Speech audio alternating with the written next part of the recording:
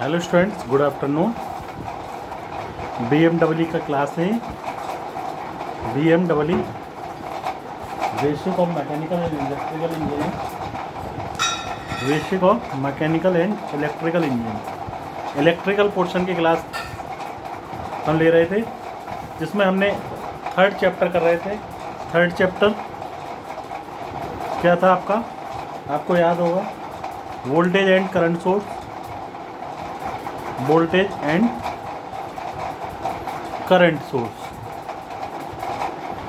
इसके पहले हमने बता दिया था कि वोल्टेज सोर्स क्या होता है, सोर्स क्या होता है, वोल्टेज सोर्स कितने टाइप्स का हो सकता है।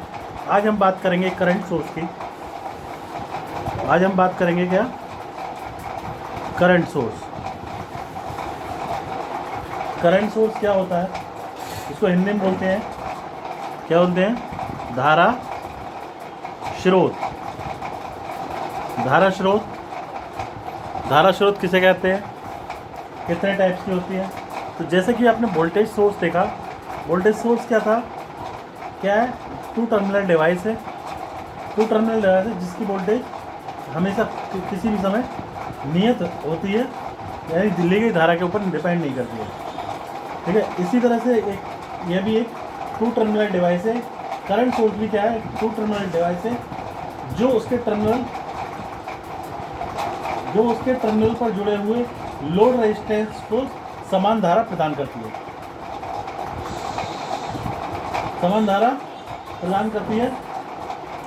धारा स्रोत के द्वारा उत्पन्न धारा वोल्टेज स्रोत टर्मिनल पर निर्भर नहीं करती है। वोल्टेज सोर्स पर निर्भर नहीं करती है। इसका प्रतिरोध क्या होता है, इनफाइनाइट होता है। क्या है, आइडियल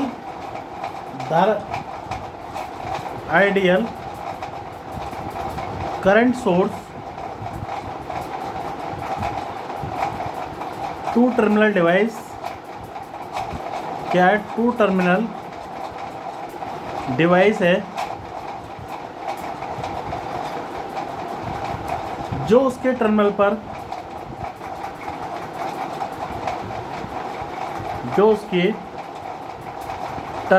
पर जुड़े हुए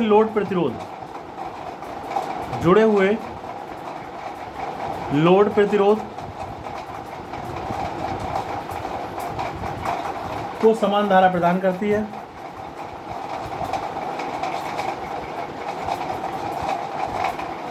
समान धारा प्रदान करती है। ठीक,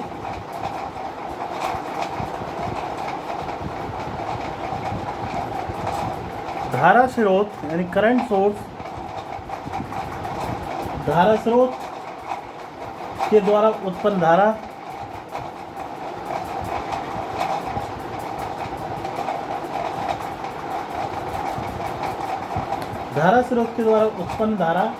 वोल्टेज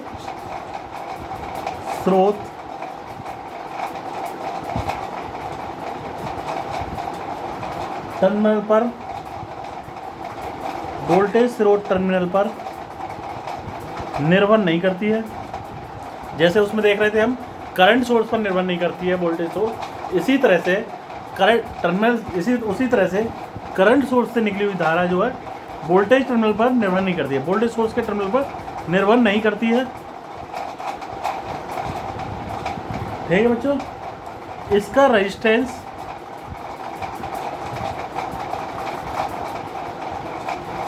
अनंत होता है। आइडियल करंट सोर्स का क्या है, रेजिस्टेंस अनंत होता है, जबकि व्यवहारिक प्रैक्टिकली ऐसा संभव नहीं है कि किसी का रेजिस्टेंस इनफाइनाइट हो। ठीक, व्यवहारिक देख लेते हैं। एक प्रैक्टिकल करंट सोर्स को आइडियल करंट सोर्स के रूप में देखने के लिए आइडियल करंट सोर्स के रूप में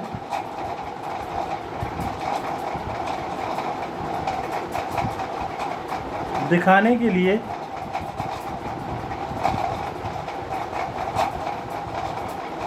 इसके समांतर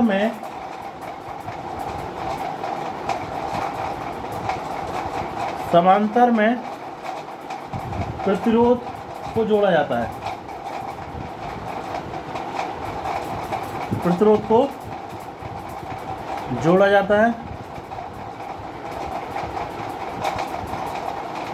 ठीक।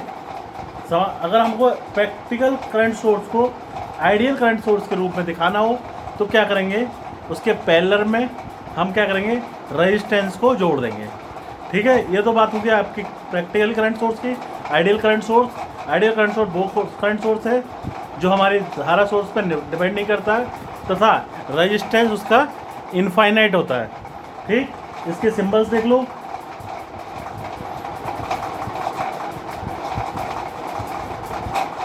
सिंबल इसका इस तरह से बनाते हैं। अगर ये इस तरह से, अगर ये सर्किल बनाते हैं इस तरह से, तो ये क्या हो जाएगा आपका आइडियल का, जबकि आइडियल कोई चीज़ है नहीं। प्रैक्टिकली का इसका इस तरह से, प्रैक्टिकल का सिंबल इस तरह से दिखाते हैं हम करंट का। ये आई हो गया और ये भी आई होगी। ठीक है, तो ये था आपका ideal and practical current source.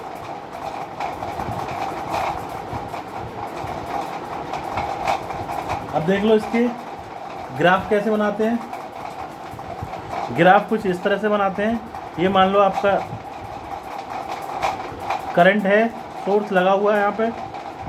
ठीक, आई इसका ए बी टर्मिनल है, इसका ग्राफ बनाना है। हम क्या करेंगे, यहाँ पे बी दिखा देंगे वोल्टेज,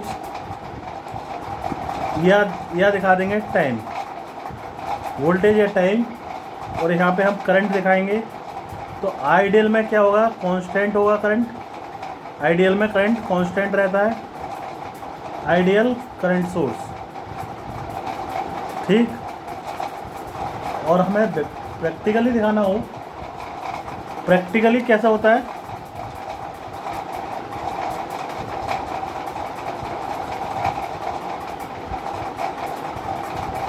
प्रैक्टिकली दिखाना होता है तो इस तरह से दिखाते हैं। ये मान लो V है या T, यानी वोल्टेज या समय, और यहाँ पर करंट है। ठीक, आइडियली होना इस तरह से चाहिए, जबकि होता है इस तरह, टाइम के साथ घटता जाता है। ये हो गया प्रैक्टिकल करंट सोर्स। ठीक है बच्चों, तो ये हो गया practical current source. Current source के एग्जाम्पल क्या क्या हैं, सोलर विद्युत सेल और ट्रांजिस्टर की कलेक्टर धारा, इसके एग्जाम्पल्स हैं। ठीक है, ये समझ में आ गया। करंट सोर्स, वोल्टेज सोर्स दोनों क्लियर हो गए होंगे। करंट सोर्स क्या होता है, एक ऐसा सोर्स, करंट सोर्स एक ऐसा सोर्स जिसके द्वारा करंट जनरेट हो, करंट निकले, वो करंट सोर्स कहलाता है। कितने टाइप्स का होता है, दो टाइप्स का, एक आइडियल होता है, दूसरा प्रैक्टिकल। आइडियल में क्या होगा कि टर्मिनल वोल्टेज पर डिपेंड नहीं करेगी धारा, और रेजिस्टेंस इनफाइनाइट होगा, रेजिस्टेंस बहुत ज़्यादा होगा, जबकि प्रैक्टिकली ऐसा संभव नहीं है। प्रैक्टिकली वोल्टेज सोर्स वो है जिसमें धारा कांस्टेंट नहीं रहती है। धारा कांस्टेंट नहीं रहती है, वोल्टेज के साथ जैसे जैसे वोल्टेज बढ़ेगा टाइम और धारा आपकी घटती चली जाएगी। वोल्टेज की इनडायरेक्टली प्रोपोर्शनल होती है। ठीक, नेक्स्ट टॉपिक है हमारा,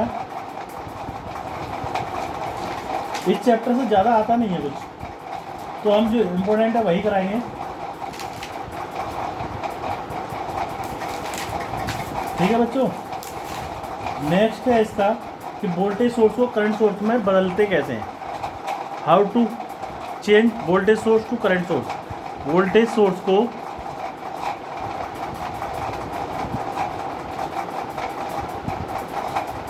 धारा करंट सोर्स यानी धारा स्रोत करंट सोर्स में बदलना। ठीक, क्या लिया हमने, एक कांस्टेंट वोल्टेज सोर्स लिया है कुछ इस तरह से, ये रेजिस्टेंस है इसका, यहाँ पे एक बैटरी लगी हुई है, यहाँ पे लोड रेजिस्टेंस लगा हुआ है बी मान लो इसको, ये आर आई इंटरनल रेजिस्टेंस है और आर एल लोड रेजिस्टेंस है। ये क्या है, नियत वोल्टेज स्रोत,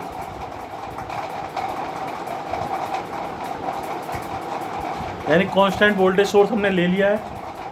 वोल्टेज सोर्स का इंटरनल रेजिस्टेंस आर आई है, ठीक, लोड रेजिस्टेंस है आर एल है, और लोड रेजिस्टेंस पर ओपन वोल्टेज कितना है, बी है। ओपन वोल्टेज कितना है, बी है। ओपन करंट क्या हो जाएगा इसका, सॉरी क्या हो जाएगा, short current I short V upon V, I equal to क्या होता है, बी अपॉन आर, तो बी अपॉन आर आई हो जाएगा। ठीक है, अब हम क्या करेंगे, नियत वोल्टेज सोर्स को निम्न चरणों में नियत धारा में बदलेंगे। कैसे बदलेंगे, देखो इधर,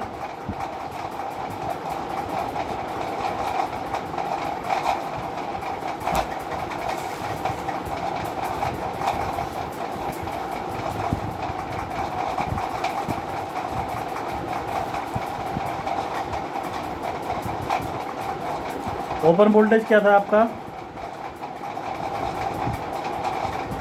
ओपन वोल्टेज था बी, बी इक्वल टू क्या होता है, I R, I into are I लिख सकते हैं हम, ठीक, और आई शॉर्ट क्या था हमारा, बी अपॉन आर आई, यही था।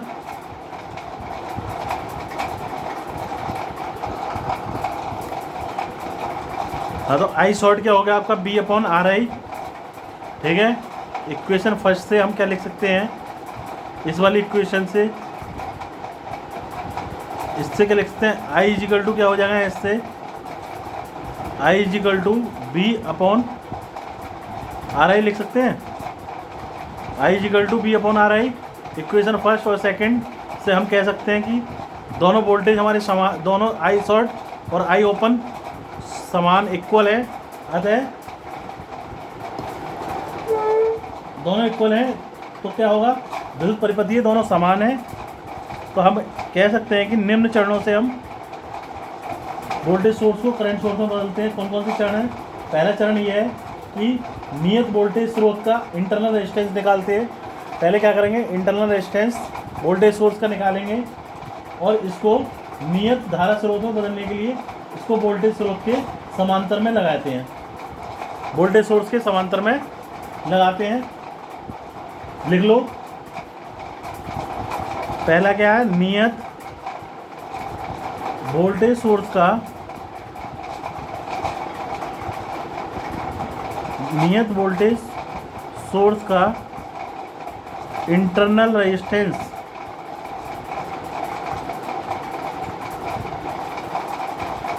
निकालो, इंटरनल रेजिस्टेंस निकालो तथा इसको नियत धारा स्रोत में बदलने के लिए, नियत मतलब कांस्टेंट, धारा स्रोत में यानी करंट सोर्स में, धारा सोर्स में बदलने के लिए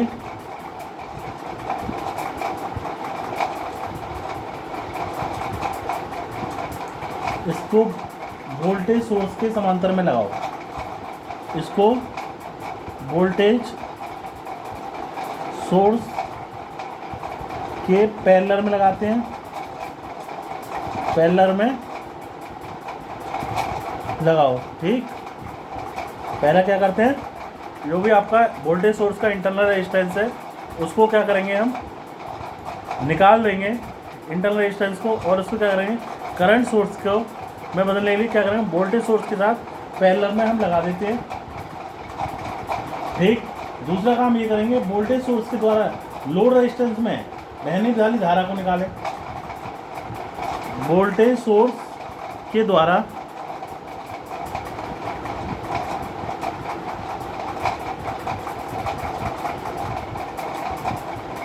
वोल्टेज सोर्स के द्वारा बहने वाली धारा को निकालो।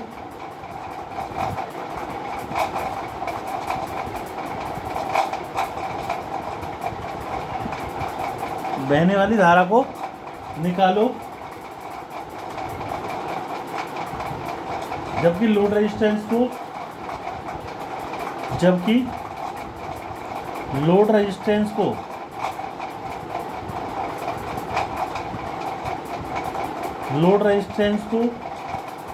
क्या करोगे, शॉर्ट सर्किट, लोड रेजिस्टेंस को शॉर्ट सर्किट किया हुआ है।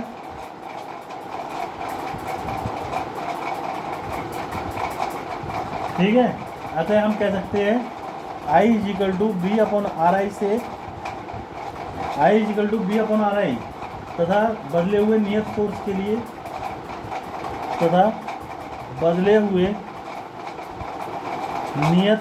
के लिए नियत धारा स्रोत के लिए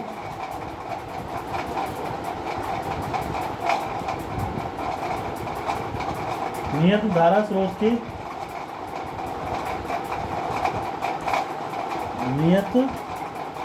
धारा स्रोत के द्वारा उत्पन्न धारा I के बराबर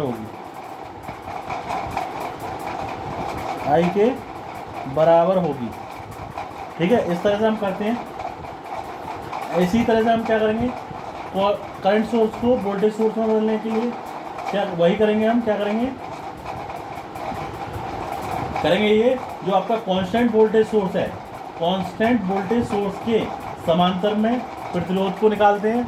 समांतर क्या करेंगे, कांस्टेंट वोल्टेज सोर्स के पैरेलल में प्रतिरोध को निकालेंगे। ठीक, इसको नियत वोल्टेज स्रोत में बदलने के लिए इसे धारा के श्रेणी में लगाएंगे। उसमें कैसे में लगाए थे, पैरेलल में लगाए थे।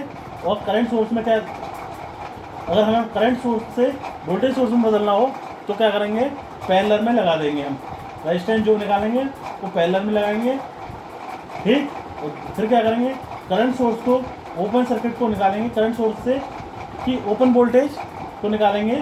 ठीक, V = IR से तथा नियत वोल्टेज स्रोत के द्वारा उत्पन्न वोल्टेज B के बराबर होगी, इस तरह से। अगर समझ में नहीं आ रहा है तो नेक्स्ट क्लास में हम न्यूमेरिकल इसका कराएंगे। ठीक, न्यूमेरिकल से और क्लियर हो जाएगा, कैसे कैसे चेंज करते हैं। तो थैंक यू क्लास आज के लिए।